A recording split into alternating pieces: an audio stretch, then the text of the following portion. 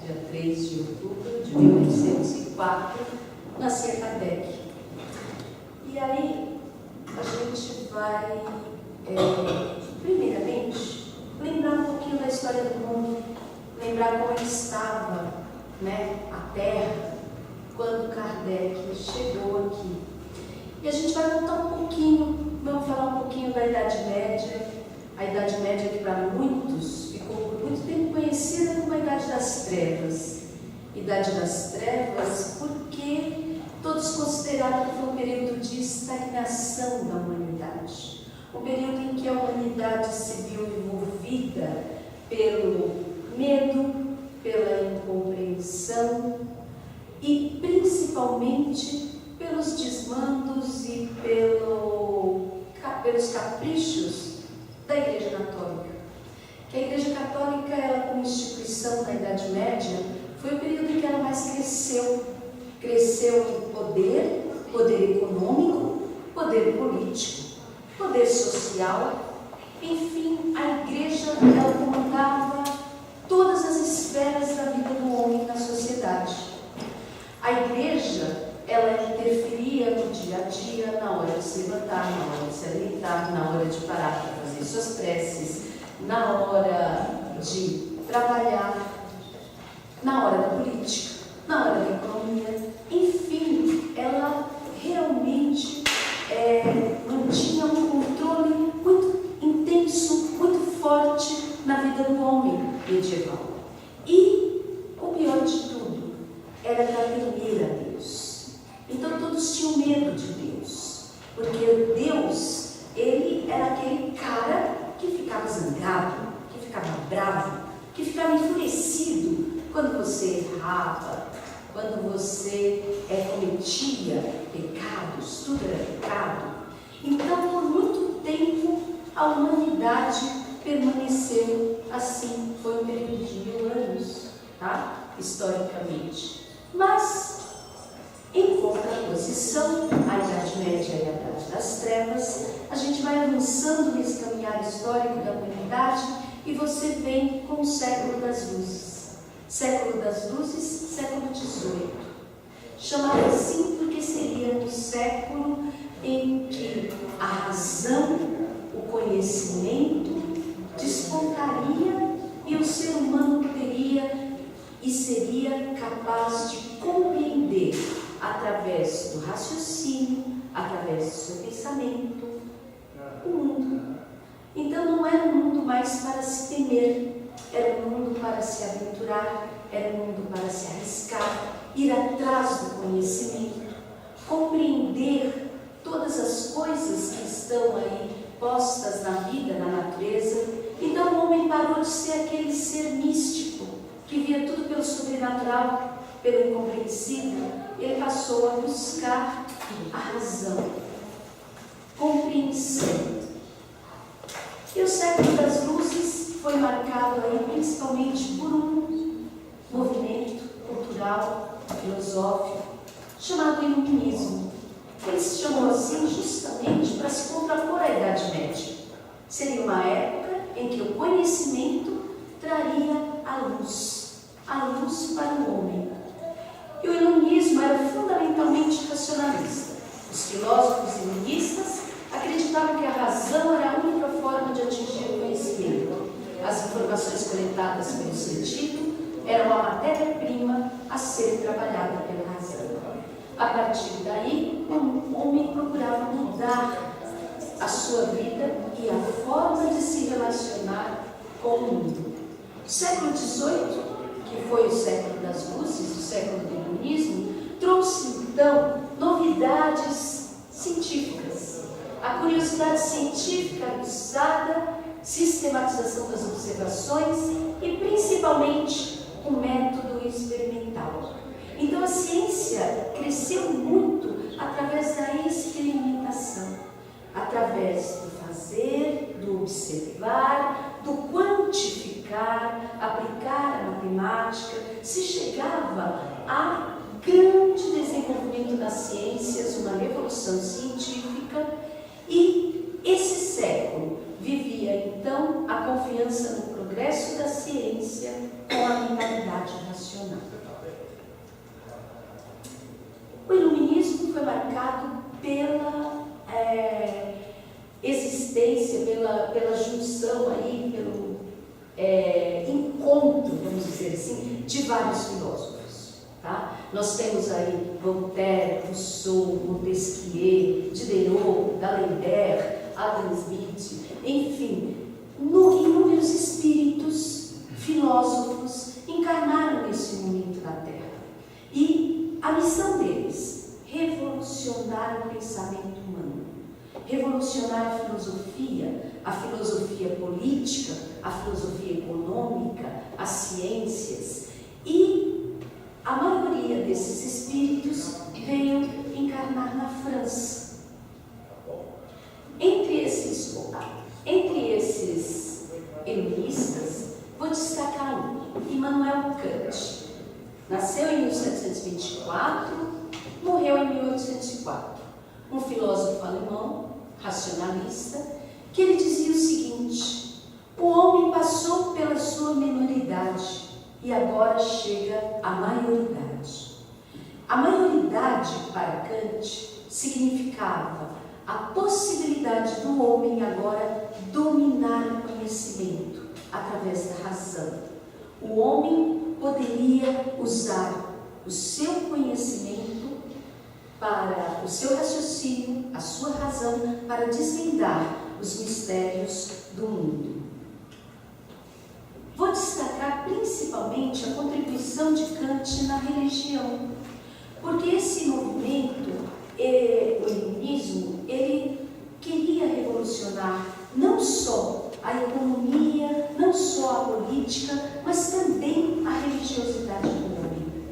Ele queria se desprender desse domínio da Igreja Católica, ele queria se desprender da intolerância religiosa, ele queria se desprender do medo e se voltar para a compreensão.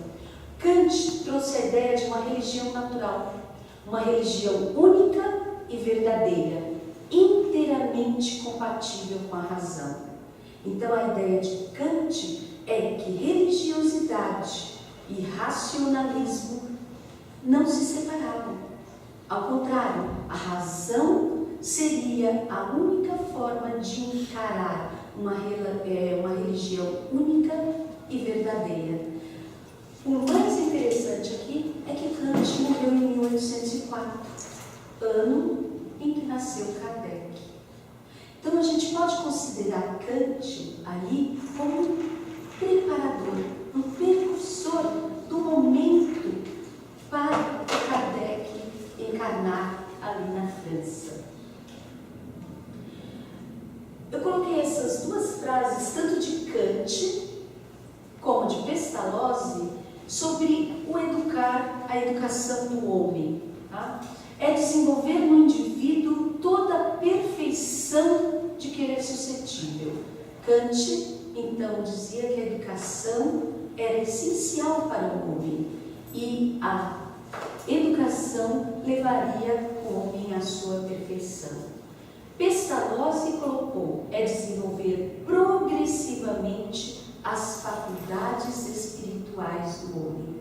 Por que eu separei esses dois pensadores? Porque os dois vão influenciar Kardec. E Kardec, didaticamente, a gente divide a vida do Kardec em duas fases. Uma fase em que ele se dedicou inteiramente à educação. A segunda fase, aquela que ele descobriu a sua missão e desenvolveu todo o seu trabalho em relação à doutrina espírita. Então vamos lá, algumas curiosidades do nosso jovem Kardec aí. Nasceu em Lyon, na França, 3 de outubro de 1804 e foi registrado sob o nome de Hippolyte Léon Denisard Rivali. Ele iniciou seus estudos na escola de Pestalozzi. Como eu falei, ele teve grande influência de Pestalozzi. Pestalozzi dirigia, a sua escola em Verdun, na Suíça, e o seu discípulo mais dileto era Kardec. Tanto é que por várias vezes o Pestalozzi teve que se ausentar da escola e quem dirigia a escola nessas ocasiões era o Kardec. Então, durante 30 anos, de 1824 a 1854, dedicou-se inteiramente ao ensino e foi autor de várias obras didáticas. A segunda fase de Kardec, a que nos interessa ainda mais, em 1855, o professor Rivail depara pela primeira vez com o fenômeno das mesas que giravam, saltavam e corriam. Quando seus amigos falavam dessas experiências nos salões de Paris, Kardec até achava graça e não tinha muito interesse, não.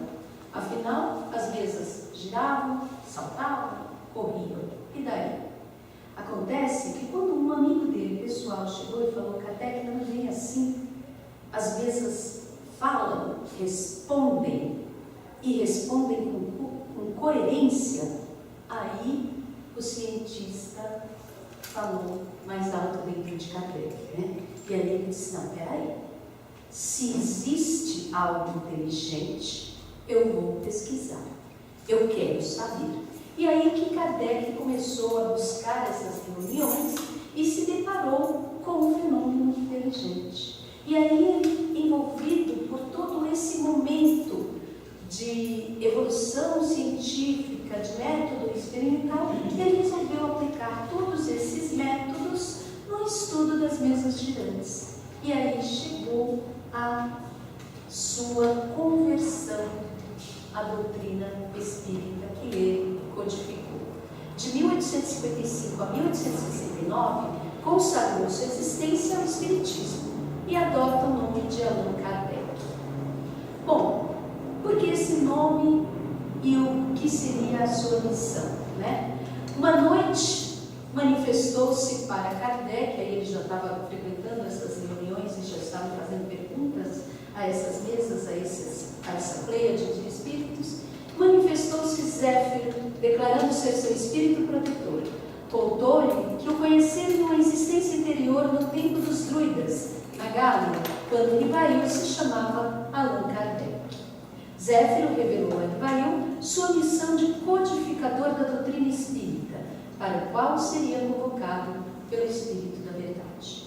E aí Kardec direciona toda a continuidade, todo o resto da sua existência aqui na Terra, a codificação da doutrina espírita, e passa a utilizar o nome de Allan Kardec com o intuito até de não haver confusão na comunidade científica, que ele era muito conhecido como professor Rivail, com várias obras sem nenhum teor religioso, e ele não queria confundir essas duas esferas de conhecimento seu, tá? Bom, é de Kardec, então, o Pentateuco kardeciano, ali, a codificação da doutrina espírita nos 5 principais livros: o Livro dos Espíritos, o Livro dos Médiuns, o Evangelho segundo o Espiritismo, a Gênese, o Céu e o Inferno. Além dessas 5 obras, que são toda a base da doutrina espírita, a gente tem o que é o Espiritismo na sua mais simples expressão, instruções práticas sobre as manifestações espíritas, obras póstumas e a Revista Espírita. Kardec também foi o fundador da Sociedade Parisiense de Estudos Espíritas, em 1º de abril de 1858, primeira instituição regularmente constituída com o objetivo de promover estudos que favorecessem o progresso do Espiritismo. Bom, nós temos então uma trajetória de vida de Kardec, como disse para vocês, em 2 momentos. O primeiro momento em que ele se dedica à educação e o momento em que ele se volta para a doutrina espírita. Dessa vida de Kardec, ainda gostaria de colocar aqui a Amélie Baudet, que é a esposa dele, que ele se casa em 1832, e ela foi uma companheira muito fiel e incentivadora em todos os seus estudos. Ressaltando aqui também, em 1857, a publicação do Livro dos Espíritos, em 1858, a criação da Revista Espírita e da Sociedade Parisiense, E não foi uma tarefa fácil. E Kardec foi avisado disso desde o início, né? Em 1861, nós temos aqui um acontecimento, o Auto de Fé de Barcelona.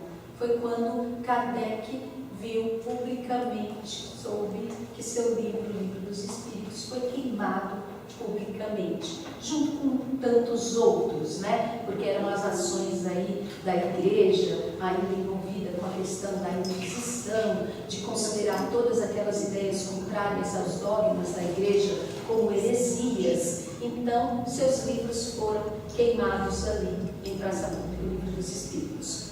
Perseguido pela imprensa, idolatrado pelos fiéis, ele publica em 1868 a Gênese e ele morre aos 64 anos, deixando 7 milhões de seguidores.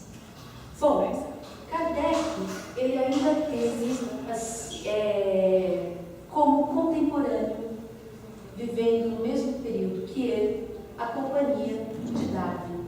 E Darwin, como cientista, ele trouxe uma grande revolução aí na ciência biológica, né? Na evolução humana, a evolução das espécies. E Kardec, ele segue a mesma linha. No entanto, Kardec, ele transcende essa questão da evolução biológica e ele mostra a questão da evolução espiritual. Então, todos nós sabemos aqui que uma das questões básicas da doutrina espírita é o evolucionismo, né? O evolucionismo, a evolução espiritual, o evolucionismo dos mundos, das espécies, dos espíritos, enfim, tudo é evolução. Então, Charles Darwin aqui, teoria das espécies, a evolução do ser humano, e no espiritismo a gente tem a brilhante frase aqui do Leon Denis, que coloca: a inteligência dorme na planta, sonha no animal e acorda no homem, né?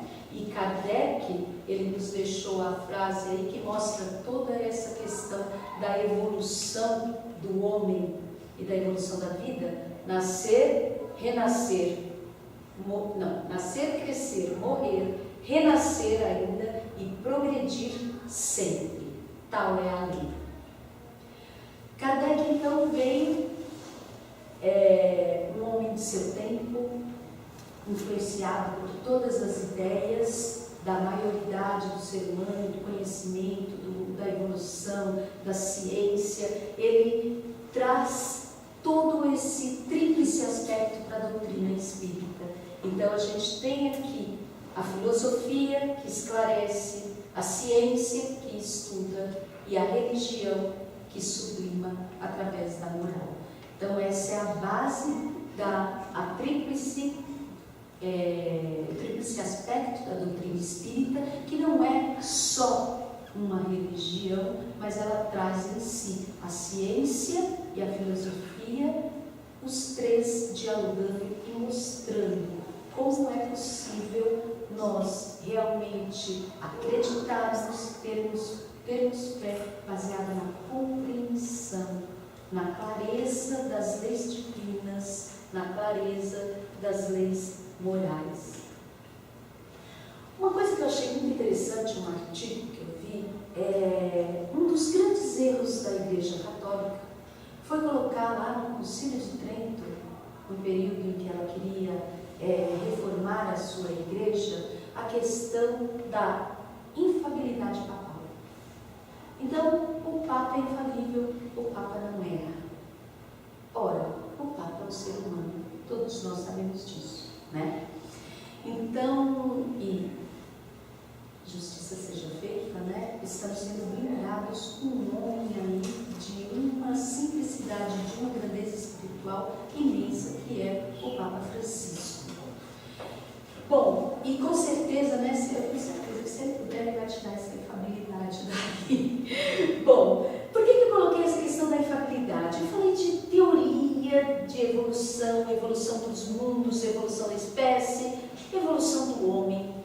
E Kardec foi um homem, como nós, e ele teve suas dificuldades, ele encontrou problemas, e eu coloquei isso porque é um artigo muito interessante para que nós espíritas tenhamos o cuidado de não trazer dogmas para a doutrina espírita. Então, Kardec não foi infalível. Kardec teve suas dificuldades, suas limitações, e uma das coisas mais grandiosas que ele fez foi nos mostrar que a doutrina espírita, ela não é acabada, ela não tem um ponto final. A doutrina espírita, ela está baseada na evolução e, portanto, lá de 1800 e pouco até aqui, a doutrina está crescendo, a doutrina está enriquecendo, se modificando. Tenho certeza que se Kardec pudesse vir escrever algumas coisinhas diferentes, ele faria.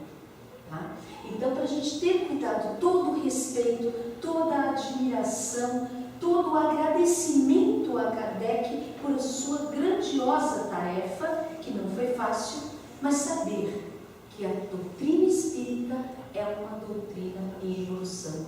Há uma passagem muito interessante que ele dizia que ele estava escrevendo o Livro dos Espíritos, escrevendo um trecho durante uma noite, e de repente na sua casa se ouviam pancadas e barulhos que o atormentaram, e um barulho alto, e a esposa dele ouvindo também. O barulho era tão grande que ele não conseguia trabalhar, e ele não entendia o que era aquilo. No dia seguinte, ele numa reunião foi perguntar o que estava acontecendo, que ele não conseguia escrever o seu capítulo. O espírito que estava lá, protetor, falou: era eu mesmo, fazendo barulho para você não continuar escrevendo aquele absurdo, porque estava tudo errado. Vá lá, releia, refaça. Não, mas eu já refiz. Refaça de novo, que ainda tem erros. Quer dizer, é a questão de você ter humildade suficiente para saber que você vai contribuir muito, mas que somos humanos e que somos passíveis de erro. Kardec resume aí: fora da caridade não há salvação. A felicidade depende das qualidades próprias do indivíduo e não do estado material do meio em que se acha. Claro, né? A evolução espiritual vem de dentro de cada um de nós. Separei alguns dizeres de Kardec agora. Os homens semeiam na terra o que colherão na vida espiritual, os frutos da sua coragem ou da sua fraqueza. Né? Tenhamos coragem aí para nos aperfeiçoar, lutar contra as nossas imperfeições. Allan Kardec desencarnou aos 65 anos em 31 de março de 1869 e nos deixou aí como legado o Consolador prometido, a doutrina espírita. O melhor meio de provar a realidade do efeito do espiritismo é fazer sua aplicação a si mesmo.